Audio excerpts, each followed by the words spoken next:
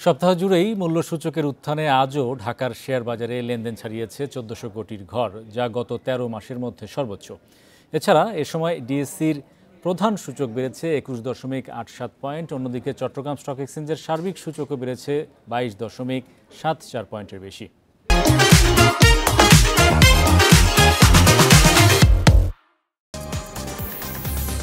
রোববার দিনের শুরু থেকেই ইতিবাচক ঢাকার শেয়ার বাজার।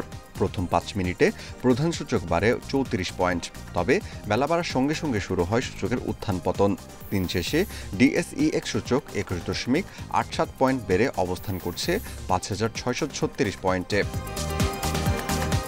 সূচকের সঙ্গে ডিএসইতে বেড়েছে লেনদেনের পরিমাণও।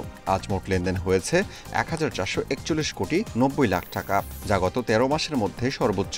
এছাড়া আগের দিনের চেয়ে লেনদেন বেড়েছে ১০৩ কোটি টাকা।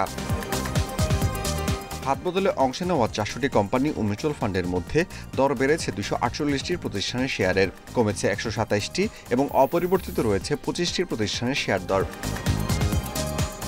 সবচেয়ে বেশি লেনদেন হওয়া প্রতিষ্ঠানের তালিকায় প্রথম অবস্থানে আছে রবি, ট্রাস্ট ইসলামী লাইফ ইন্স্যুরেন্স দ্বিতীয় এবং তৃতীয় অবস্থানে আছে খান ব্রাদার্স।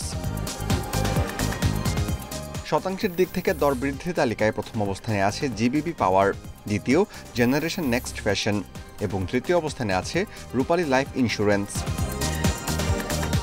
অন্যদিকে চট্টগ্রাম স্টক এক্সচেঞ্জের সার্বিক সূচক ২২.৭৪ পয়েন্ট বেড়ে অবস্থান করছে ১৫,৪২৪ পয়েন্টে। লেনদেন হয়েছে ১৮,৭৫ লাখ টাকার share. Amirul Islam, independent news.